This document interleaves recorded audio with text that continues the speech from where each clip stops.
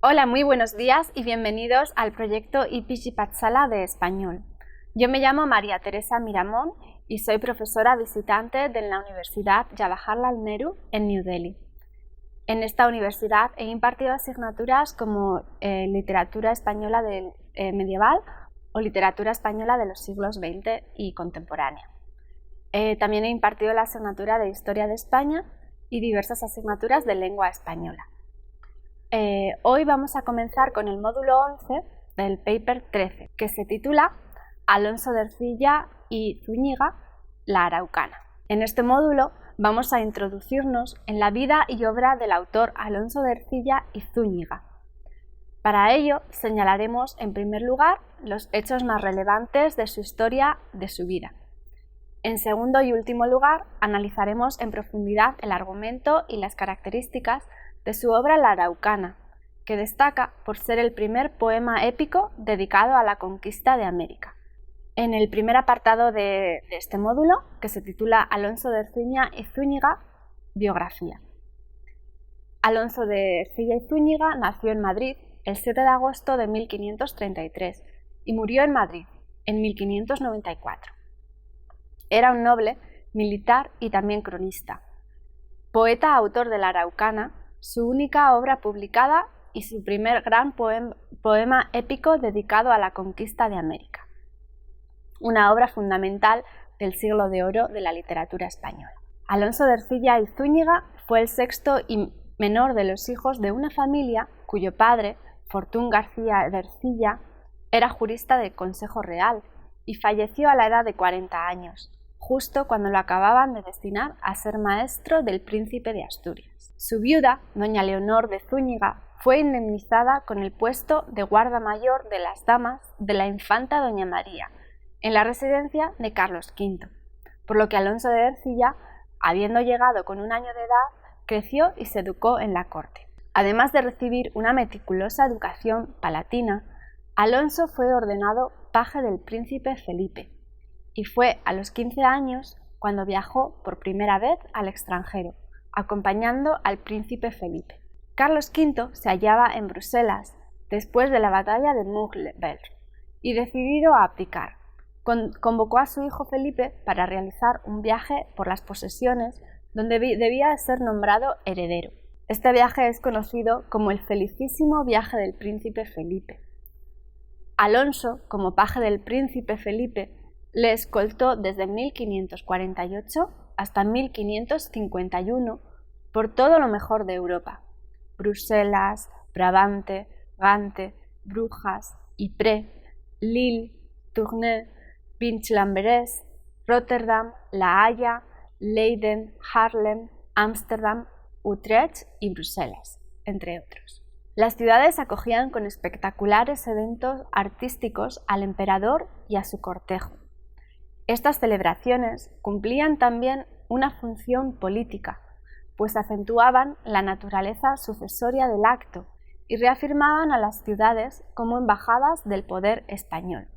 Después de visitar Italia, Alemania y Luxemburgo, regresan a España en 1551. Desde aquí, Alonso realiza 2 viajes más. Uno acompañando a su madre al reino de Bohemia, para dejarla con la hermana del príncipe, la infanta doña María, y su esposo el archiduque Maximiliano. Allí aprovecharía para visitar Austria, Hungría y otros países del norte de Europa. El segundo viaje lo hizo acompañando a Felipe a Londres, a la ceremonia de su boda con María I de Inglaterra, María Tudor, la única hija de Enrique VIII, que tuvo lugar en la Catedral de Winchester el 25 de julio de 1554. Al tiempo que la corte europea se hacía eco de las agitaciones, tanto en Perú, por la deslealtad de Francisco Hernández Girón, como en Chile, por la rebeldía del pueblo araucano, en Londres, Alonso de Ercilla trababa amistad con Jerónimo de Alderete, el adelantado de Chile, al que atendía entusiasmado relatar sus aventuras y sus románticas narraciones acerca de los paisajes y escenarios del nuevo continente. Como resultado de los factores citados anteriormente, Alonso de Ercilla movido por su espíritu viajero y deseoso de cambiar los festejos cortesanos por una participación activa en la conquista del Nuevo Mundo, solicitó el permiso del rey Felipe II y partió hacia Chile, en la expedición del adelantado Alderete, en 1555. Durante el trayecto hacia las Indias, Ercilla se puso al corriente de los sucesos en el nuevo territorio, por las lecturas y por los testigos oculares a los que acompañaba en una nueva expedición.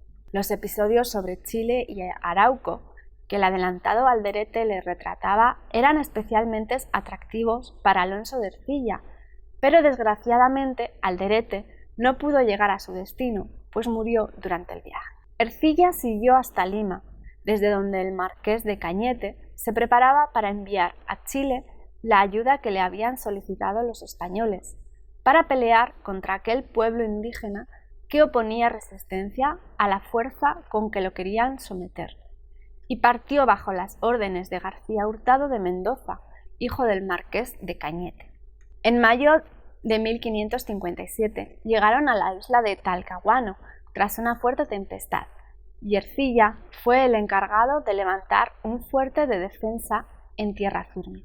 Las duras batallas entre españoles y araucanos se sucedían, aunque Ercilla no estuvo presente en todas ellas, puesto que se hallaba a las órdenes de García Hurtado de Mendoza, explorando territorios desconocidos. A su regreso a la Imperial, la ciudad fundada en 1551 por Pedro de Valdivia, hacia marzo de 1558, les esperaban dos buenas noticias que se habían dado en una misma fecha. Una, el triunfo de España en la batalla de San Quintín contra Francia y la huida de 8.000 araucanos, mapuches, frente a 130 españoles en el fuerte de Penco. Los militares celebraron con exceso estos acontecimientos y a consecuencia de aquella degeneración del festejo, Alonso de Ercilla y Juan de Pineda se intercambiaron tales ofensas que llegaron a desenvainar sus espadas, y a ellos se unieron varios de los militares que les acompañaban. Afortunadamente no hubo que lamentar las consecuencias. No obstante, cuando García Hurtado de Mendoza quiso ser informado sobre las causas del connato de la lucha, ya fuera por malentendido o por mala fe, se le indicó que la causa de la revuelta había sido un motín ocasionado por los dos principales. Por lo cual Ercilla y Pineda fueron condenados a degollación en plaza pública, aunque fueron salvados apenas unos instantes antes de su ejecución por las súplicas de sus compañeros. Vamos a leer un fragmento donde habla de este asunto. Dice así: levantado estuvo el tablado, y todo induce a suponer que Ercilla y Pineda llegaron al pie de sus escalones. Siendo amados de sus compañeros por valerosos y bien quistos por los liberales, clamor general escucharon con voces de ruego y en son de amenaza a favor de su vida, y la debieron a la necesidad perentoria de evitar el motín violento, que estallara de golpe si llegaba a ejercer su oficio el verdugo. Así pues, Ercilla continuó en la guerra del Arauco, escribiendo las hazañas de sus compañeros y defendiendo su fortaleza. Aunque según los datos hallados en los archivos, Ercilla comenta que estuvo largo tiempo en prisión, quizá a consecuencia de la rencilla con Pineda. También se considera muy probable que, a causa de aquella condena por azar interrumpida, Ercilla perdiera el interés por describir las hazañas de García Hurtado en su poema La Araucana. El 13 de diciembre de 1558 tuvo lugar el desenlace de la batalla de Quiapo, con la victoria definitiva de contra los araucos, en la cual perecieron todos los jefes indígenas más ilustres. Aunque más tarde los enfrentamientos volverían en 1561, con la llegada del sustituto de García Hurtado de Mendoza, Francisco de Villagra, por lo que la citada victoria no se consideró ya como definitiva. Alonso de Ercilla decidió abandonar Chile a finales de 1558 y se enroló en unas pocas campañas americanas, y tras superar una extraña enfermedad volvió a España en 1562, donde se enteró de la reciente muerte de su madre. Alonso de Ercilla decidió abandonar Chile a finales de 1558. Se enroló en unas pocas campañas americanas y tras superar una extraña enfermedad volvió a España en 1562, donde se enteró de la reciente muerte de su madre. En 1564 volvía de Hungría de recoger a su hermana y se vio incomunicado por la nieve, así que permaneció en Mondragón y otros pueblos alaveses. Una vez aposentado en su casa de Madrid, se dedicó a organizar sus crónicas de las batallas de Arauco. En 1570 publicó la primera parte de la Araucana. En 1570, el rey Felipe II le concedió el hábito de la Orden de Santiago, el mismo día 30 de noviembre en el que se celebraba el aniversario de la victoria. En 1570, el rey Felipe II le concedió el hábito de la Orden de Santiago, el mismo día 30 de noviembre, en el que se celebraba el aniversario de la victoria contra los araucanos en la batalla de Millarapue. Como caballero de la Orden de Santiago, Ercilla continuó batallando por Europa hasta el año 75, año en el que fue presentado al Papa Gregorio XIII, natural de Bolonia, donde había conocido de joven al padre de Alonso, Fortún García de Ercilla. El Papa le bendijo, impresionado por sus hazañas y simpatizando por él debido a la relación que le había unido a su padre. En 1578 regresó a Madrid para publicar la segunda parte de la Araucana y continuó viajando, atendiendo a las órdenes de Felipe II.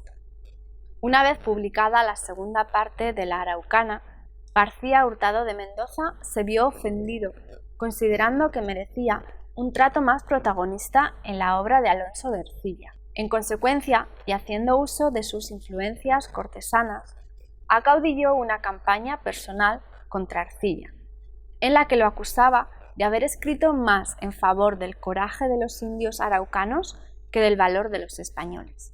García Hurtado consiguió de la actitud del rey el éxito esperado, y como consecuencia, a pesar de haber dedicado su vida a la defensa de los intereses del imperio del monarca Felipe II, Alonso de Ercilla se vio despojado del favor real y vio acabada su carrera militar. No obstante, se retiró tranquilamente a vivir con su esposa y su hijo, puesto que continuaba gozando de la simpatía de numerosos personajes e instituciones. El Consejo de Castilla le solicitaba para examinar libros.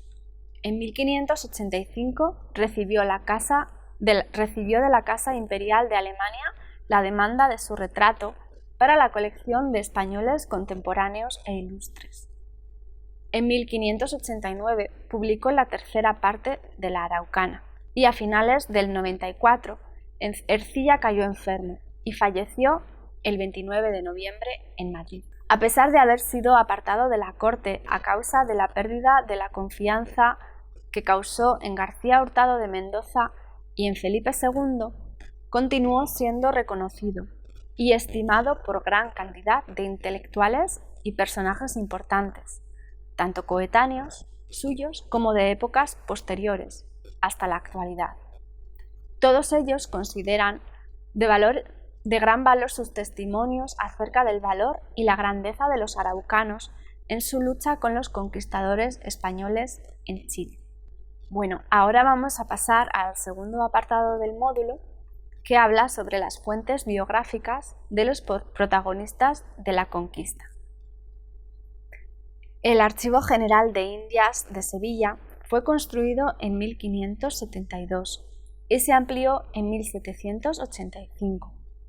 En este archivo debían depositarse absolutamente todos los documentos correspondientes a la relación de la península ibérica con Hispanoamérica. Su clasificación fue una tarea compleja que necesitaba de especialistas encargados de agrupar los documentos y organizar los datos cronológicamente, con la finalidad de formar una historia de las Indias desde la fecha de su descubrimiento. De este archivo, con mayor o menor dificultad, se han podido rescatar datos que han ayudado a conformar las biografías de los cronistas de Indias. José de Vargas Ponce fue un marino e intelectual nacido en Cádiz el 10 de junio de 1760 y fallecido en Madrid el 6 de febrero de 1821. que en los últimos años de su vida trabajó en la recopilación documental sobre Alonso de Ercilla, ordenando los datos que de él se guardaban en el Archivo General de Indias. Su trabajo fue fundamental para el conocimiento de la vida y obra de este autor. Ahora vamos a hablar del tercer apartado de este módulo, que es sobre el argumento de la Araucana. La Araucana es la obra principal por la que es conocido Alonso de Ercilla. Se trata, como ya hemos mencionado anteriormente, del primer gran poema épico dedicado a la conquista de América y una obra fundamental del siglo de oro de la literatura española. Antes de empezar la primera parte, encontramos a modo de presentación algunos sonetos de diversos escritores ilustres de la época, mostrando su aprecio por el autor y su obra. La historia se basa en las luchas de los conquistadores españoles contra el Imperio Araucano, habitantes de Arauco, en Chile. El autor, en la presentación preliminar de su obra, explica los motivos por los cuales hablará en detalle sobre las cosas y valentías de los araucanos. Ello es debido a que se les considera un pueblo digno de admiración por su constancia y firmeza en la defensa de su tierra. La historia es narrada y publicada en 3 partes. La primera parte es la que se extiende desde la llegada de los españoles al estado de Arauco, respecto al cual describe el terreno, las costumbres de los indígenas y los principios del intento de conquista por parte de los españoles. No habiendo sido testigo directo de esta época, Alonso de Ercilla se documentó mediante conversaciones y documentos de los militares que habían estado presentes, para relatar todos los cantos de esta parte. La segunda parte comienza con la incorporación de Ercilla como testigo directo de la acción. Esta parte comprende la descripción de las batallas que se van sucediendo, ganadas a veces por los araucos y otras veces por los españoles. El final de esta sección queda en suspense, según el autor, para esperar con más deseo la tercera. En la tercera parte, nuestro escritor narra el desenlace de la anterior sección, además de nuevos ataques rebeldes por parte de araucanos y la posterior muerte del cacique Caupolicán. Al final de esta parte, Ercilla explica que adelantó su partida de Chile y marchó a Lima, más tarde a Panamá, y tal y como se indica en la biografía del autor, después de haber pasado una enfermedad extraña, volvió a España. Acaba reflexionando sobre su voluntad de recomponer la documentación para la edición de la Araucana y con el canto 37, una gran cantidad de estrofas bajo el título La guerra es el derecho de las gentes. Waldo Rojas, en su artículo, explica de qué manera Ercilla estaba impresionado por los pobladores indígenas de Arauco, por su sentido de la justicia y por el afán con que defendían su condición de pueblo libre. A través de retratos, relatos de acciones, batallas y duelos, dramatizaciones de valores fundamentales, comparaciones, costumbres comunitarias y a veces juicios y evaluaciones explícitas, expresadas por el narrador o por un personaje, la percepción del pueblo indígena resulta extraordinariamente positiva y crecientemente admirativa. Lo es primero en el detalle de la contextura física y sobre todo en el énfasis puesto por el narrador en destacar la fuerza muscular, fiereza, reciedumbre y la agresividad de sus hombres, en armonía con el medio natural y la encarnación de la naturaleza americana, diferente de otra conocida.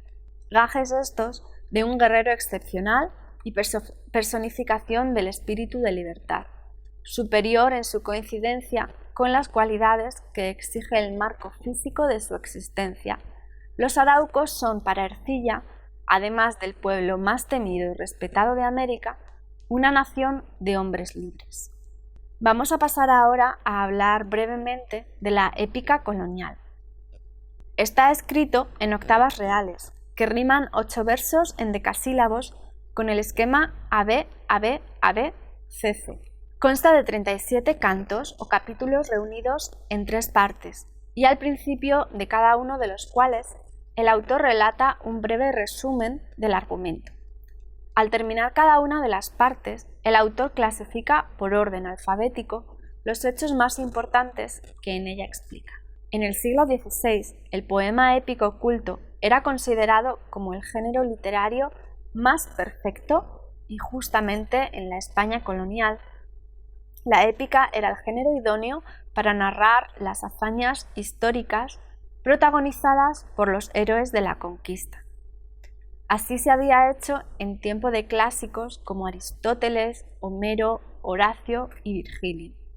Y en el Renacimiento se recuperaban aquellos modelos. La Araucana es un poema fundamental en la literatura hispanoamericana, porque además de ser una crónica de Indias, es la primera crónica escrita en forma de poema épico.